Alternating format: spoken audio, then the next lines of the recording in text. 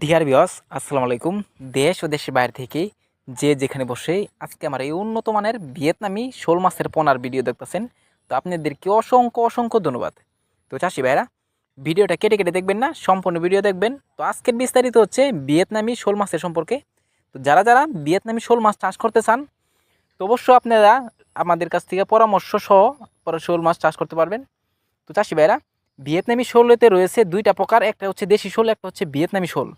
তো অবশ্য ভিয়েতনামি শোল কীভাবে চিনবেন? ভিয়েতনামি শোলে খায় ফিট আর দেশি শোলে খায় মাছের পোনা।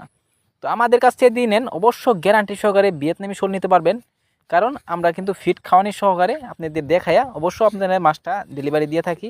তো আপনারা চাইলেও আমাদের কাছ থেকে মাছটা ক্রয় করে নিয়ে চাষ করতে পারবেন। তো চাষি ভাইরা, ভিয়েতনামি শোল যদি চাষ করেন তো অবশ্য আগে ভালো করে পুকুর প্রস্তুতি করতে হবে। তো পুকুর প্রস্তুতি কীভাবে করবেন সামান্য বলে দিই। চারোদিকে আপনারা ময়লা আবর্জনা পরিষ্কার করবেন, চারোদিকে গাছপালা থেকে কেটে সমান করবেন, চারোদিকে নেট ফিটিং করবেন।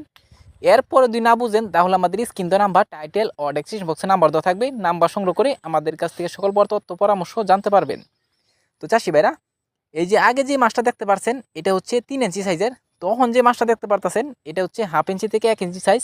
তো আপনারা চাইলেও যে কোনো ক্যাটাগরি, যে কোনো লাইনের আমাদের কাছ থেকে ক্রয় করে নিয়ে চাষ করতে পারবেন। তো চাষি ভাইরা, এই মাছটা কিন্তু আমরা যত্ন সহকারে অল বাংলাদেশে ডেলিভারি দিয়ে থাকি।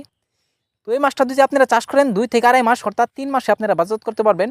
তো এই মাছটা যদি আপনারা ক্রয় করেন তাহলে আমাদের স্ক্রিন নাম্বার, টাইটেল ও ডেসক্রিপশন বক্সে নাম্বার দেওয়া থাকবে, নাম্বার সংগ্রহ করে আমাদের কাছ থেকে 2024 সালের সকল মাছের পোনাই ক্রয় করতে পারবেন।